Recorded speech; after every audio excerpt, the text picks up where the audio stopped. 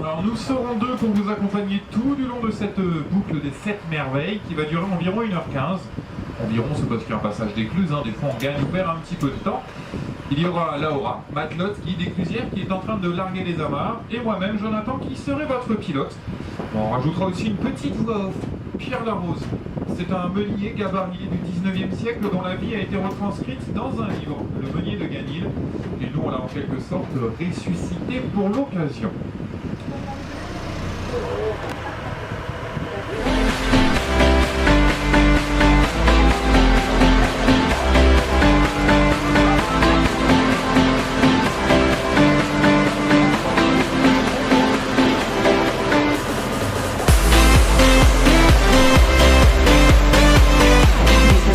De marchandises. Celle-ci fait 17 mètres de long et 4 mètres de large.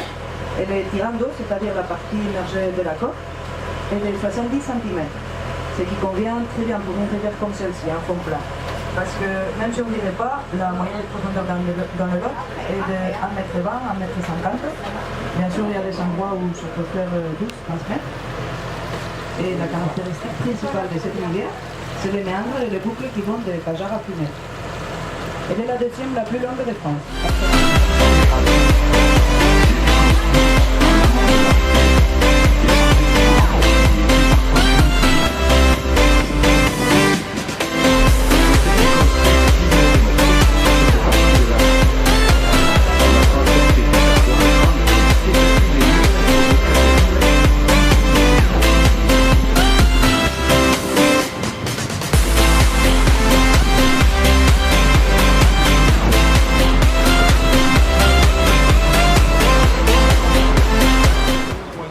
Passer en haut de la falaise, entre 40 et 60 mètres au-dessus du vide.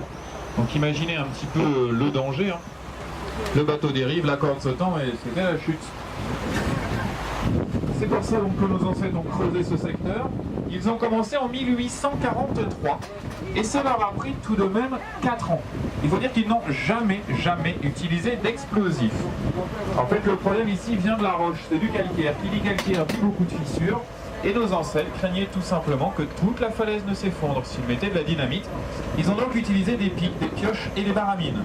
Alors vous allez d'ailleurs voir à certains endroits dans la partie creusée des traits horizontaux, en diagonale ou verticaux. Ce sont les marques des baramines.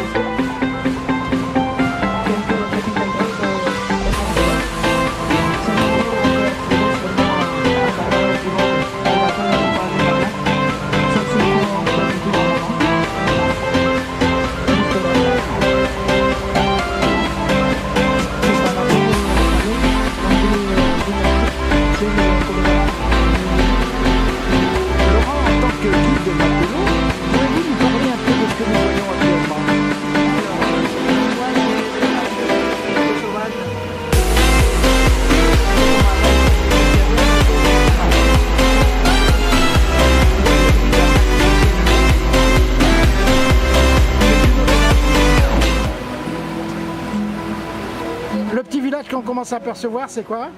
C'est Saint-Cyr-la-Popie, et le village préféré des Français en 2012. Et depuis, on reçoit environ 500 000 visiteurs par an, ce qui est beaucoup par rapport au nombre des habitants du village. Il faut savoir qu'il y a juste une quinzaine à l'année. C'est des artistes, c'est des personnes âgées, et ils sont très heureux dans cet endroit. Donc pour nos téléspectateurs qui nous regardent actuellement, qu'est-ce que vous pouvez leur conseiller quand ils viennent dans le Lot? Alors, l'incontournable, c'est cette promenade sur le Lot, parce que la rivière est très importante pour nous. C'est, je dirais, le plus naturel qu'il y a ici. aussi d'autres visites à faire comme les grottes, les promenades, les randonnées et surtout les sports de rivière comme la pirogue, kayak, canoë, paddle. Et puis la gastronomie bien sûr, il ne faut pas partir sans manger du bon canard, les noix, le melon, les fromages d'ici, voilà. Eh bien, ensemble, nous allons découvrir donc ce magnifique paysage. Avec aujourd'hui un soleil extraordinaire, bien sûr, qui nous donne le cachet de verdure à ce lot. Et ensemble, eh bien, nous allons monter après, visiter Saint-Cyr-la-Popie. Mais Laura, encore merci, puis à très bientôt pour un autre voyage.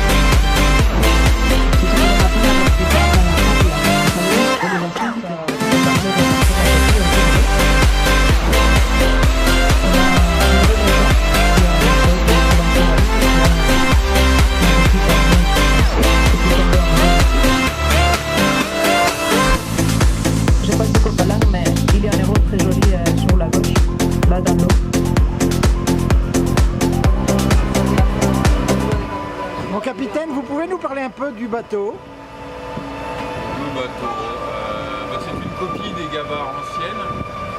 Petite différence au niveau des motorisations, puisqu'on a un moteur thermique et un moteur électrique moderne. Sinon, c'est vraiment une réplique. On a même gardé le mât de halage à l'avant. De dimension moyenne, hein. Celle-ci fait presque 18 mètres de long, 4 de large. Que dire d'autre? Je ne sais pas. Le plaisir de faire découvrir à de nombreux passagers les beautés du Lot. Les beautés du Lot, comment ça fonctionnait avant au niveau navigation, les écluses, surtout le pays qui est magnifique. Entre les falaises, la végétation, les couleurs, les animaux, partout aussi. Ce matin, ça a été le bon exemple entre les hérons et canards. Toutes les anecdotes qu'il y a ici, il y a énormément à découvrir et à faire partager. Alors vous nous parlez un peu de... Le bateau vogue de quelle date à quelle date? Alors nous, c'est de début avril à fin octobre. C'est les dates d'ouverture sur le Lot. De toute façon, sinon la navigation est interdite. Le reste de l'année, les écluses sont fermées. Donc du 1er avril au 31 octobre. Eh bien, mon capitaine... Le niveau de l'eau le permet.